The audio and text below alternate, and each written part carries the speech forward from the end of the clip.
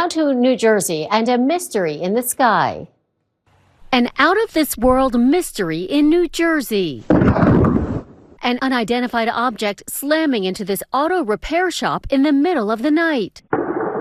The fireball tearing through the building, leaving a gaping hole in the roof, smashing into the workspace below. So that's when I went to my cameras and I found all the videos. You eventually see like a giant fireball come through the ceiling and then everything come flying down the roof with it. Despite the destruction, there's no sign of the actual object that caused the damage. There's a bright flash, there's a boom, there's a hole.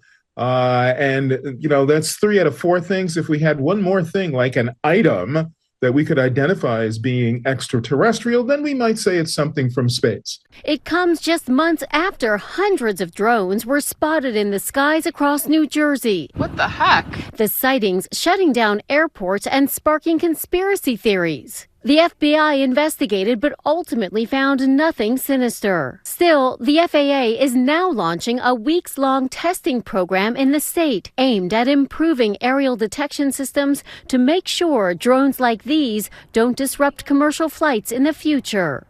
The testing program beginning today will look into how drones may interfere with aircraft navigation.